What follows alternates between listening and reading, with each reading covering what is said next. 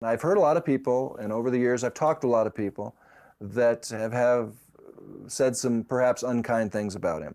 That he was argumentative, petulant, a little egotistical, and I saw that once in a while. But talent in any form, television, movie talent, anybody that's in front of the camera for as many years as he was, their egos sometimes tend to get a little bit inflated because everybody's seen him and oh, that's Blinky the Clown. I don't think you're driven to be in front of a camera or on a stage or that sort of thing, you know, if you can just switch it off and switch it on. I mean, it's just who he is. Ratings were never really strong for Blinky's Fun Club. But then again, there wasn't such a magnified focus on the bottom line during the early years. Blinky's show was still relatively inexpensive to produce, and kids still loved it. Many of the thousands of children who had appeared on the show in its earlier days were now adults. And in the 1980s and 90s, they came back with their own kids, a phenomenon that Blinky made the most of. All right. Good morning, ma'am. Good morning, Blinky. I'm Patty, and I was on your show when I was 6 years old. I am Sabina, and I was on your show when I was about 3 or 4 years old. Look out. Good morning, I'm Patty, and I was on your show when I was 8 years old, and this is Justin, he's 4 years old, and all 4 of my boys have been here when they're 4. Well, how about that? Good morning. But more pressure from station programmers shifted the focus further away from Blinky and his solo act and refocused it on education. A palindrome is a word, a phrase, or a sentence, or a number, which reads exactly the same forwards and backwards. Okay, we have some interesting palindromes today. Here's a word right here. Bob. B-O-B.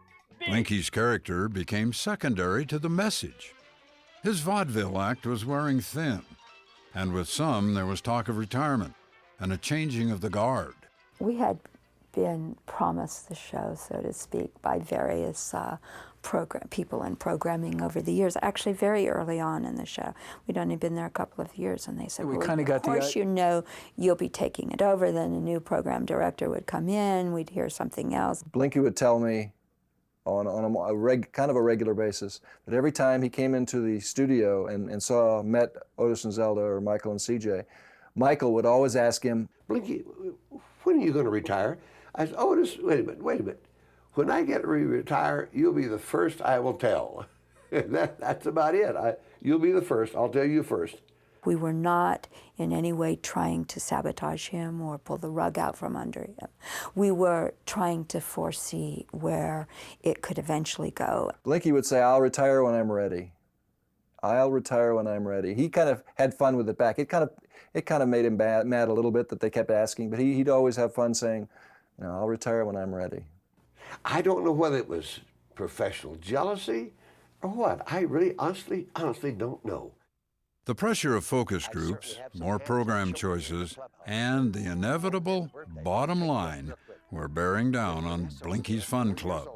Around the country, most other live kids programs had vanished. But Blinky and his show remained on the air, at least until 1998. A new general manager at Channel 2 had made a business decision to cancel the show. After 33 years, without warning, Blinky the Clown and his show were gone. Ow! I was not mad.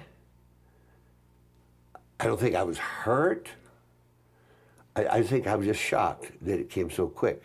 I think it hit Blinky pretty hard. We planned the show out. We talked to Jim Nazi, the director, and we discussed different things. The general manager asked him to come in on Thursday, and he came into my office first.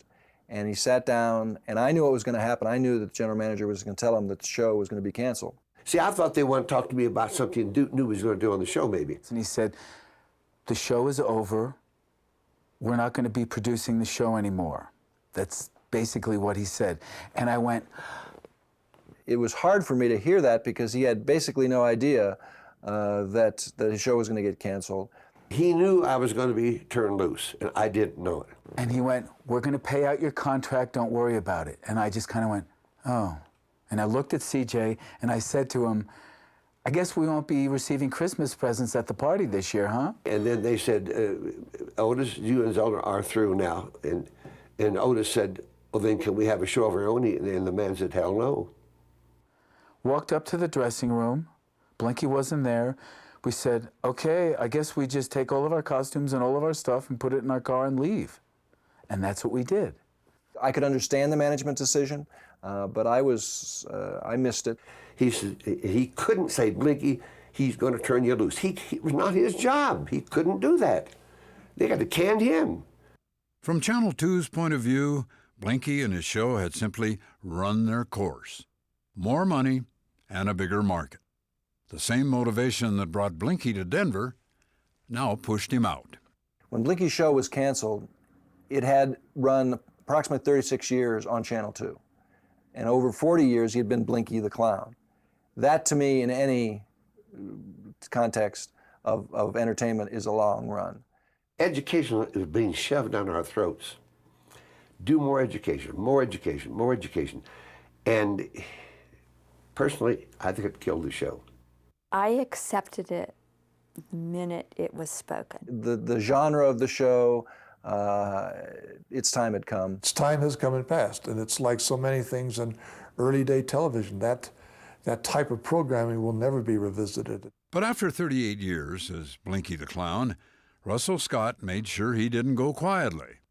Instead, he hired a high-profile defense attorney, Walter Garash, and together they sued KWGN. I can't go into a lot of detail. I'd probably just prefer not to make comment. Blinky brought a lawsuit against the company for, as I understand, age discrimination. And I believe it was settled out of court.